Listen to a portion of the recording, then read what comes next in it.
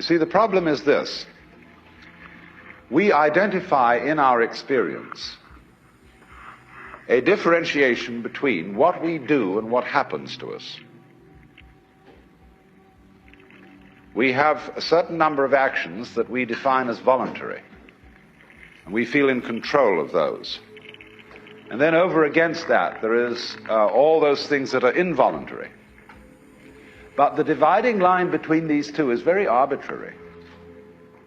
Because, for example, when you move your hand, you feel that you decide whether to open it or to close it. But then ask yourself, how do you decide? When you decide to open your hand, do you first decide to decide? You don't, do you?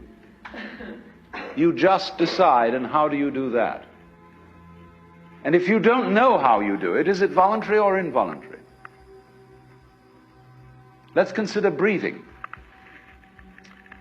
You can feel that you breathe deliberately. You can control your breath. But when you don't think about it, it goes on. Is it voluntary or involuntary?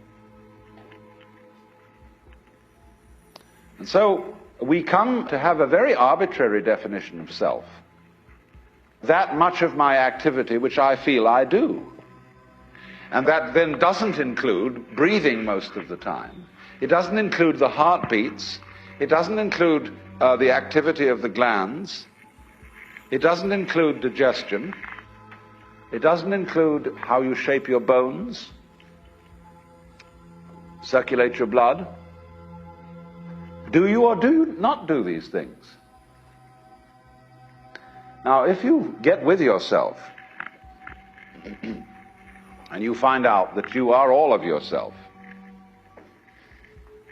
a very strange thing happens. You find that your body knows that you are one with the universe. In other words, that the so-called involuntary circulation of your blood is one continuous process with the stars shining. If you find out that it's you who circulates your blood, you will at the same moment find out that you are shining the sun. Because your physical organism is one continuous process with everything else that's going on. Just as the waves are continuous with the ocean, your body is continuous with the total energy system of the cosmos. And it's all you.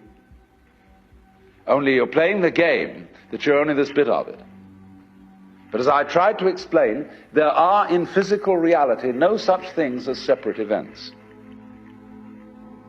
Doesn't it really astonish you that you are this fantastically complex thing? And that you're doing all of this and you never had any education in how to do it? You never learned, but you're this miracle? Well, the point is that from a strictly physical, scientific standpoint, this organism is a continuous energy with everything else that's going on. And if I am my foot, I am the sun. Only we've got this little partial view. We've got the idea that, no, I'm just something in this body. The ego. That's a joke. The ego is nothing other than the focus of conscious attention. It's like a radar on a ship. The radar on a ship is a troubleshooter. Is there anything in the way? And conscious attention is a designed function of the brain to scan the environment, like a radar does, and note for any trouble-making changes. But if you identify yourself with your troubleshooter, then naturally you define yourself as being in a perpetual state of anxiety. And the moment we cease to identify with the ego and become aware that we are the whole organism, you realize as the first thing how harmonious it all is. Because your organism is a miracle of harmony. All this thing functioning together. Even those corpuscles and creatures that are fighting each other in the bloodstream and eating each other up. If they weren't doing that, you wouldn't be healthy. So what is discord at one level of your being is harmony at a higher level. And you begin to realize that, and you begin to be aware, too, that the discords of your life and the discords of people's life, which are a fight at one level, at a higher level of the universe, are healthy and harmonious. And you suddenly realize that everything that you are and do